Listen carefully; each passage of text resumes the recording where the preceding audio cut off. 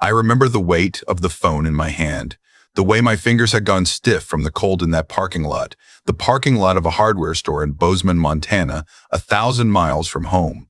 I remember staring at the number on the screen and not recognizing it. Area code 614, Columbus. I almost didn't answer. Is this Gerald Whitmore? It is, I said. Mr. Whitmore, this is Detective Anita Reyes with the Columbus Division of Police. I need to ask you a few questions about your wife. I thought something had happened to her. A car accident. A fall. My chest tightened, the way it does when you've been married to someone for 31 years and the word police lands in the same sentence as their name. Is she all right? I asked. There was a pause that lasted just long enough to change everything. Sir, the detective said, your wife is the one who called us. I had driven to Montana to see my older brother, Ray. He'd had a hip replacement in early November, and his daughter, my niece, Carla, had called me twice in 1 week saying he wasn't doing his physical therapy, wasn't eating right, was sitting in his recliner watching television 14 hours a day. Ray is 71, I'm 64. We've always been close in the way that brothers who almost lost each other can be. He had a heart scare in his late 50s, and I flew out then too. Some things you don't leave to phone calls. My wife, Donna, knew I was going. I told her 2 weeks before I left. I showed her the flights. I'd booked a one-way ticket with a loose return because I didn't know how long Ray would need me. She helped me pack. She stood in the doorway of our bedroom while I folded sweaters and said, "Make sure he eats something besides frozen pizza." She kissed me on the cheek at the door. That was November 14th. I drove, actually. I decided at the last minute that I wanted the time on the road. 31 years of marriage teaches you when you need open space and quiet. I took I-90 most of the way. Stopped in Rapid City. Ate a meal alone at a diner where the coffee was terrible and the pie was extraordinary. Took photographs of the sky over South Dakota that I texted to Donna with a little heart emoji. She sent back a thumbs up. I arrived at Ray's on November 17th. He looked thinner than I expected, and the house smelled like old takeout containers. I spent the first 3 days cleaning and cooking and sitting with him through his exercises, which he hated and complained about constantly. It felt good to be needed in a simple physical way. To chop vegetables. To change light bulbs. To change light bulbs. To be a brother.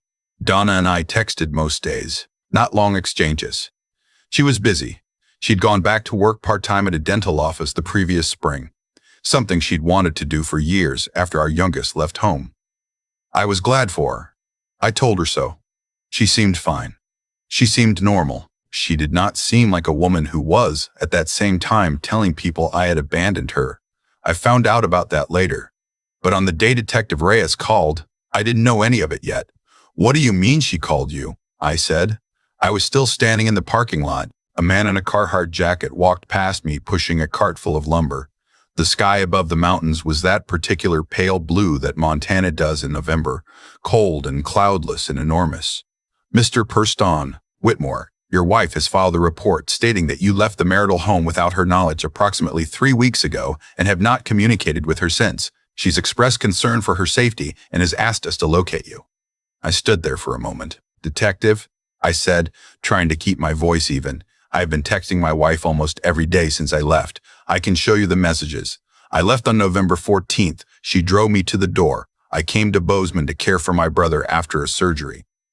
Another pause. "Do you have documentation of your brother's surgery, sir?"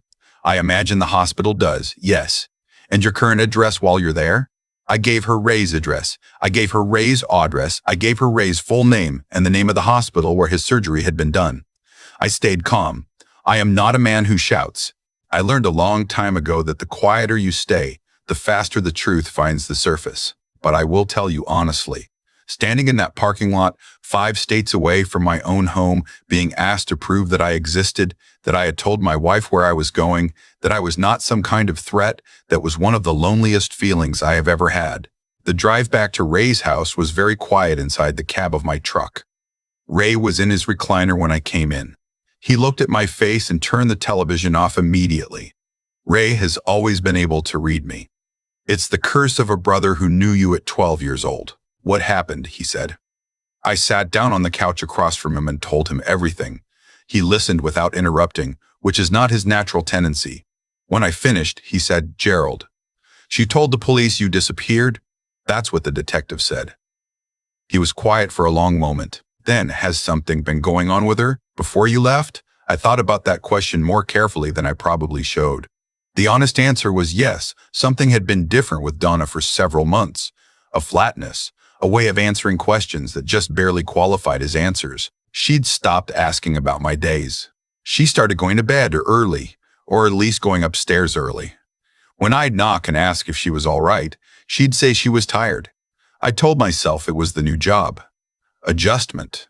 People shift when their routines shift. I'd given her space because I thought that's what she needed. She seemed distant, I told Ray. But I thought it was just a season. 31 years, Ray said quietly. It wasn't a question. It was more like he was weighing something. I nodded. You have those texts? He asked. Every one of them. Then you're fine, he said. Legally, you're fine. He leaned back in his chair. But Gerald, something made her do this. I called Donna that night. She picked up on the second ring, which surprised me. I had half expected her not to answer. Jerry, she said. Her voice was strange, flat, but with something underneath it. A current I couldn't read. The police called me today, I said. A Detective Reyes in Columbus. Silence. Donna. You know where I am. You've known since before I left. We've been texting. What's happening? I was worried, she said. About what? I told you I was coming here. I told you about Ray's surgery. You helped me pack. You've been gone for weeks. Because Ray needed help. We talked about this. You could have come home by now. He's not, I stopped. Something in the way she said it. The particular rhythm of the sentence. It didn't sound like worry. It sounded like a position she had prepared. Donna, I said carefully. Did someone tell you to file that report? Long pause. I was worried, she said again. Exactly the same words. Exactly the same inflection. I told her I was coming home. She said okay. I told her I loved her. She said goodnight. I sat in Ray's guest room for a long time after that, looking at the window. Outside, the mountains were just dark shapes against a darker sky. I drove home over 3 days. I took my time because I needed to think. There's something about long, straight highway that helps me process things I don't want to look at directly. The plains in winter. The stubble of harvested cornfields going past for hours. I thought about 31 years. I thought about the gradual cooling I'd noticed but hadn't named. I thought about the early bedtimes, the short answers, the thumbs up emoji instead of words. I thought about a name I had seen on her phone screen 3 months earlier. Not snooping. The phone was on the kitchen counter face up, and a message had lit the screen while I was standing right there. A name I didn't recognize. A man's name. I hadn't said anything. I'd told myself it was nothing. A coworker. A dentist office thing. I thought about that name for about 400 miles. When I got home, the house was exactly as I'd left it. Donna was at work. I walked through the room slowly, everything in its place. Our wedding photos still on the mantle. 31 years of accumulated furniture and lamps and books and small decisions made together about where to put things. I sat at the kitchen table and I made myself a cup of coffee and I waited. She came home at 6. She stood in the doorway of the kitchen and looked at me the way you look at a problem you've been hoping would solve itself. You're back, she said. I'm back, I said. I had the phone on the table in front of me. Screen up. Every text between us going back to October. The text where I told her I was leaving for Ray's. Her response, okay, give him my love. The daily check-ins. The photograph of the South Dakota sky with a little heart. Her thumbs up. I slid the phone across the table toward her. She looked at it. She didn't pick it up. I need you to explain to me, I said, why you told the police I had abandoned you, when you and I both know the truth of where I've been and why. She sat down across from me. She folded her hands on the table. She had a look on her face that I had not seen in 31 years of marriage.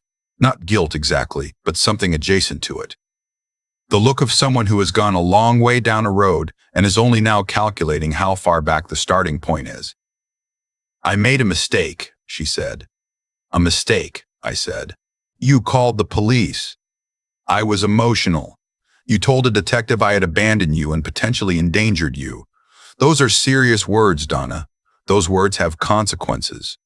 She looked at the table. Is there something you need to tell me? I asked. She didn't answer right away.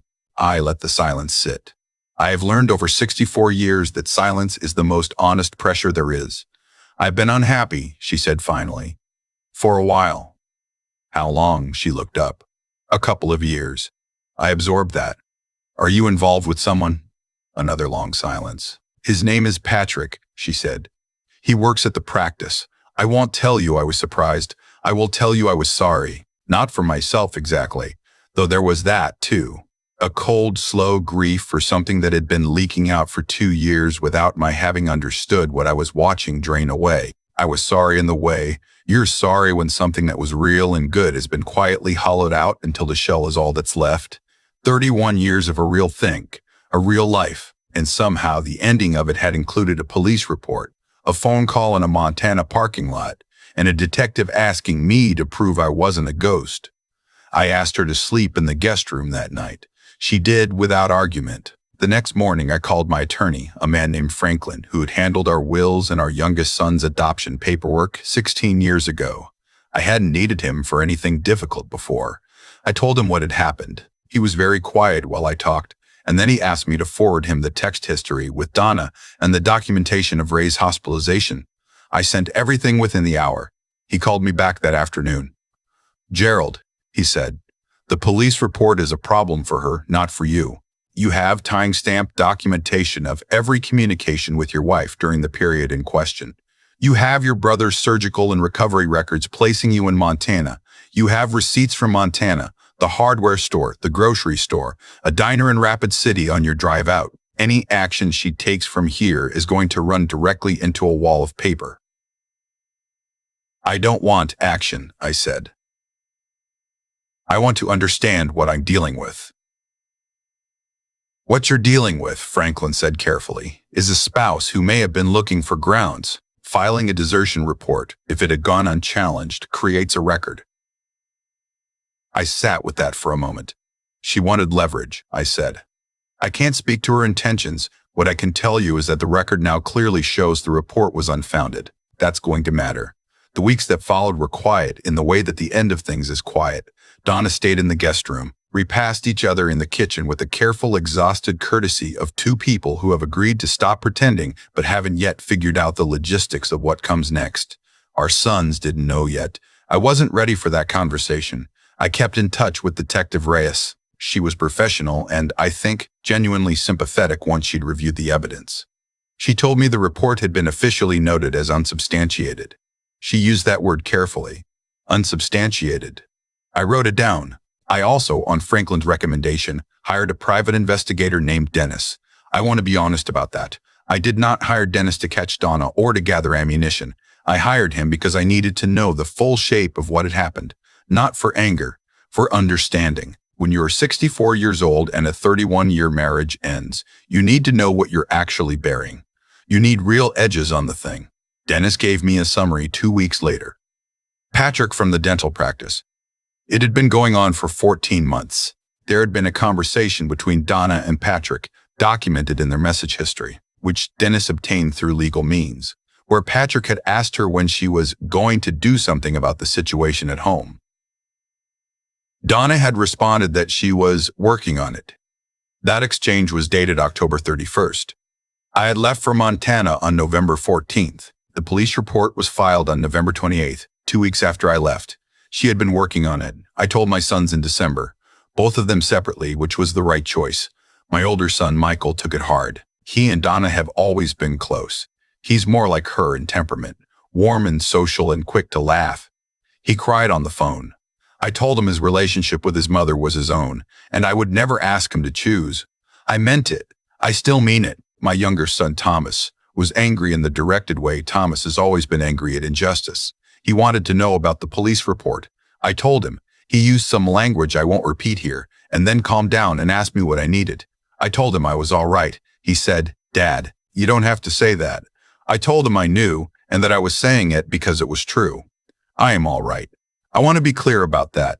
Not because I'm performing toughness, but because I've had 64 years to understand that being all right doesn't mean nothing hurts. It means you found a way to carry the weight without letting it own you. The divorce was finalized in late spring. Franklin was thorough. The unsubstantiated police report, the documented text history, the evidence of the relationship with Patrick, all of it produced an outcome that was, in legal terms, favorable to me. The house. A fair division of what we'd built. Donna moved into an apartment on the east side of Columbus. Patrick, as it turned out, had a wife of his own, and when she found out about Donna, that situation collapsed fairly quickly. I didn't feel satisfied when I heard that. I felt tired. Ray called me in June. He'd been following everything from Montana, worried in his quiet Ray way, calling once a week to check in. "How are you really?" he asked. "I planted tomatoes last week," I said. He laughed. "That's not what I asked."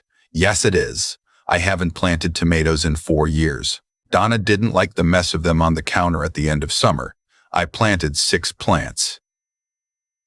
Ray was quiet for a moment. "Gerald," he said, "I'm proud of you.